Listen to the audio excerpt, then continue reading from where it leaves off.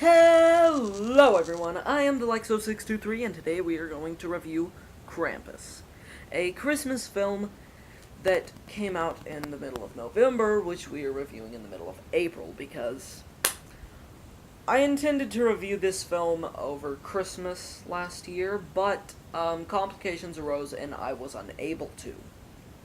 So instead, I am reviewing it now.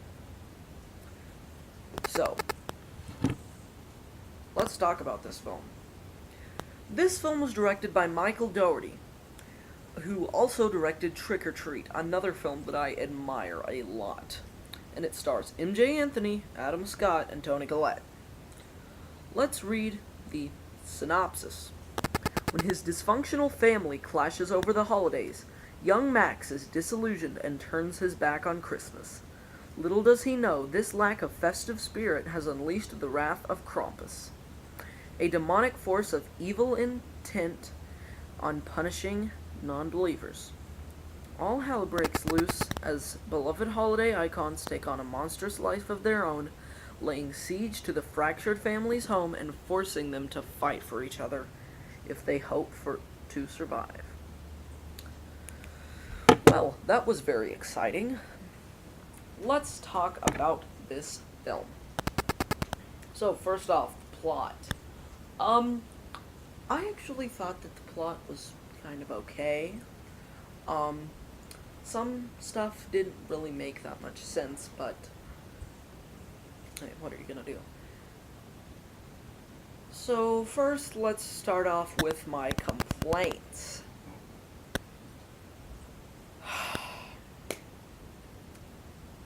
Well, first let's talk about the fact that it's not really focused. It kind of wants to be a horror movie sometimes and a comedy film sometimes. It wants to be a horror comedy, but does not pull that off correctly. I think that the opening with the Christmas music over, like, chaos was pretty good. But another complaint I have is that Krampus, who is in the title, does not show up until really the very end. Well, doesn't show his face, and that looks disturbing, which is a point that I will give Michael Dougherty. Now, this film, let's just talk about the ending.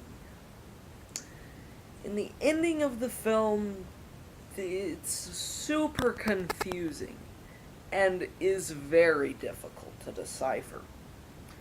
So basically what happens is Max is like, oh, don't take them, take me instead. And then Krampus is like, okay, throws his cousin into the fire, and then throws him into the fire. Then he wakes up and finds out apparently it was all a dream. Woo. Yay, my favorite ending for any film. Until he gets a bell with Krampus's name on it, and finds out it wasn't a dream, and then it zooms out on a snow globe. What? Yeah, exactly. The ending is confusing. Like, just either have it be he dies and that's it, or he sacrifices himself and gets his family back. No snow globe thing. But other than that, let's talk about some of the good aspects, starting with the characters. The family is very dysfunctional, and, well, this film just throws that straight at you. It conveys it very much. So, Max is, well, the first name listed, so that's what I'm going to talk about first. So, Max, played by MJ Anthony, is the kid, you could maybe say he's the main character in a sort of way. He basically has a letter to Santa Claus, and it gets read out loud by his cousins, and they're like, "You piece of crap, how dare you talk about us this way?"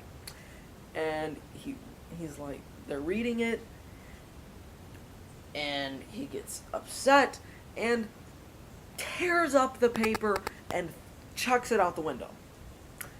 That summons Krampus. So then he's basically like, "This is all my fault. I just wanted Christmas to be like it used to." Yada yada yada, family dynamic, all that kind of stuff. Next, let's talk about Adam Scott as Tom, the father. There's not very much to talk about, but you can tell that he really wants Christmas to be good. And so does his wife, Sarah, played by Toni Collette. They have a daughter named Beth, who is basically the first kill of the movie. So what happens to her is she decides to go check on her boyfriend, runs off into the woods, and, well, not the woods, but crosses the street, and so she basically goes over to his house, and on her way there dies. Omi is the grandmother who basically tells them about Krampus. There's also Aunt Dorothy, Linda, Howard, all those other characters which are equally as dysfunctional as the rest of them. With Aunt Dorothy teaching kids how to make peppermint schnapps later in the film. Yes, she teaches them how to make an alcoholic beverage.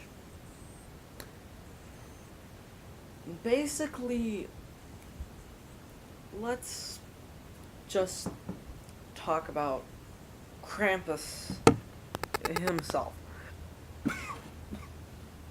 Krampus, as I said earlier, doesn't really show his face until later. And dear Lord, that makeup, though. It is disturbing and terrifying.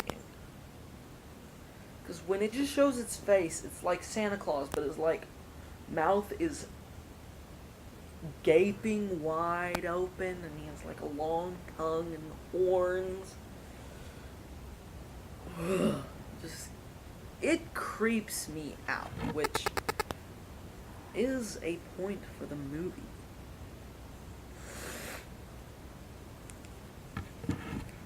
So, yeah.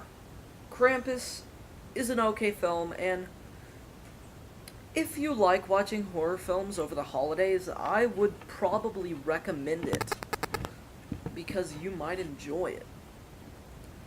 Without further ado, this is the Lexo623.